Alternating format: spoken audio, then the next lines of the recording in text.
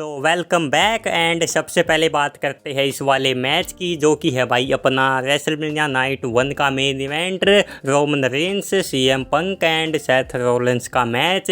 अब इसमें जीतने कौन वाला भाई वो मैं आपको बताता हूँ, मतलब कंफर्म तो नहीं है लेकिन ऐसा ही कुछ हो सकता भाई इस वाले मैच में। अब देखो फैन तो बोल रहे हैं भाई, काफ़ी सारे फैंस की यहाँ पे रोमन रेंस को जीतना चाहिए क्योंकि वो पिछले साल का रेसलमेनिया हार गए थे भाई। ये कोई लॉजिक हुआ क्या?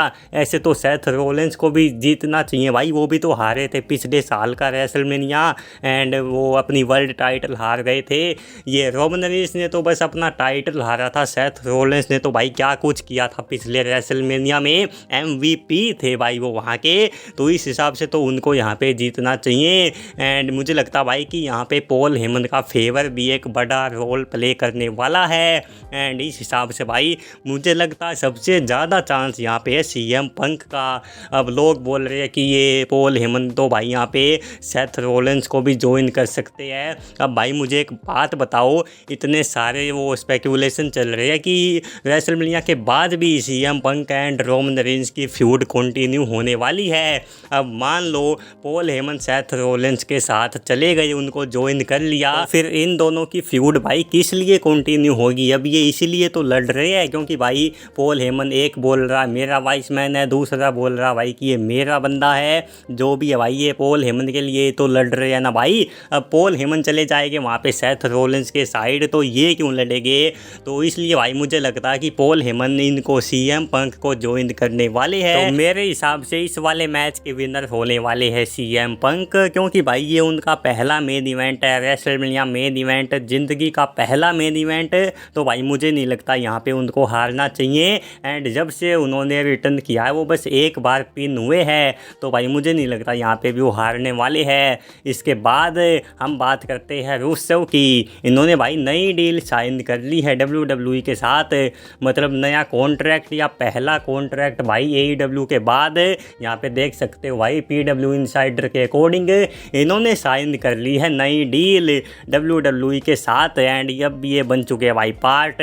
इसके बाद भाई फैंस इनका मैच स्पेकुलेट कर रहे हैं ड्रीम मैच गुंथर के साथ, जो कि मुझे लगता है हो भी जाएगा भाई। बाकी इनको लेके ये कुछ अपडेट है कि भाई इन्होंने साइन कर ली है नई डील या बोले या भाई क्या बोले, मतलब समझो आपकी ये साइन हो चुकी है WWE के साथ। इसके बाद आप लोग ये देख सकते हो जो बेल्जियम का शो था, मंडे नाइट रॉ का शो था भाई बेल्जियम में 17 मार्च को, उसको भाई WWE में काफ़ी सारे स्टाफ है जो बोलते हैं कि ये बेस्ट डेट थी, ये बेस्ट शो था भाई पूरे यूरोपियन टूर का।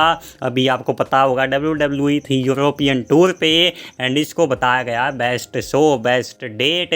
अब इसलिए हो सकता भाई क्योंकि यहाँ का क्राउड तो पहली बात बहुत ही बढ़िया था एंड दूसरा रीजन भाई यहाँ पे जॉन सीना पहली बार आए थे हील बनने के बाद, एलिमिनेशन चैम्बर के बाद एंड वो बच्चे का रिएक्शन आपको पता होगा भाई कितना वायरल हुआ था।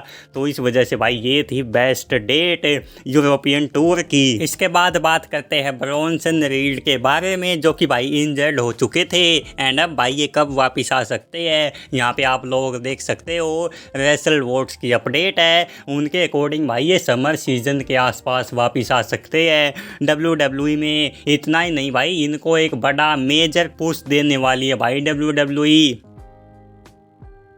आपको पता होगा भाई ये कि सर्वाइवर सीरीज में ये इंजर्ड हो चुके थे एंड तब से भाई ये गायब है, एंकल इंजरी भाई इनको हुई थी एंड भाई उससे पहले इनकी फ्यूड चल रही थी सेथ रॉलिंस के साथ।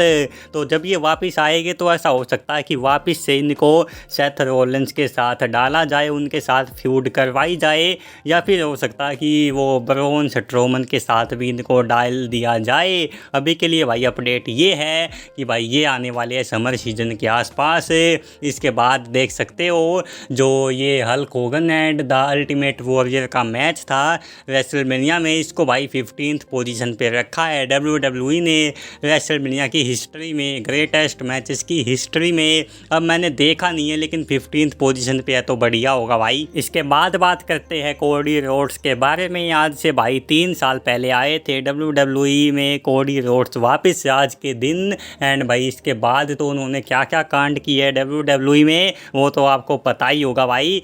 उन्होंने भाई 3 रेसलमेनिया को मेन इवेंट किया, सेथ रॉलिंस को भाई लगातार 3 मैचों में हराया उन्होंने। उसके बाद उन्होंने ब्रॉक लेसनर को भी हरा रखा है। इसके अलावा भाई उन्होंने अगले ही साल रेसलमेनिया को मेन इवेंट किया जहाँ पे भाई वो सैडली हार गए थे रोमन रेंस से, एंड वो भी आज के दिन ही हुआ था। उसके बाद भाई वो जे उसो के साथ चैंपियन भी बने थे, अनडिस्प्यूटेड टैग टीम चैंपियन बन चुके हैं भाई वो। एंड अब है भाई वो WWE अनडिस्प्यूटेड चैंपियन। उन्होंने भाई रोमन रेंस को हराया रेसलमेनिया 40 में, नाइट 2 में, नाइट 1 को भी मेन इवेंट किया, नाइट 2 को भी मेन इवेंट किया। एंड इसके बाद तो भाई क्या क्या हुआ है वो आपको पता ही है। अब वो जा रहे हैं भाई अपने 4th रेसलमेनिया मेन इवेंट की तरफ। 3 साल में 3 रेसलमेनिया मेन इवेंट भाई। यहाँ CM पंक लगे पड़े हैं भाई, 10 साल में उनको पहला मेन इवेंट मिला है एंड इन्होंने भाई 3 साल में 3 मेन इवेंट किए हैं। एंड रोमन रेंस की तो बात ही मत करो भाई, वो तो 10वें की तरफ जा रहे हैं। तो बस भाई मुझे लगता है आज की वीडियो के लिए इतना काफ़ी है। एंड भाई मैं मिलता हूँ तुम लोगों से अगली वीडियो में। Bye bye.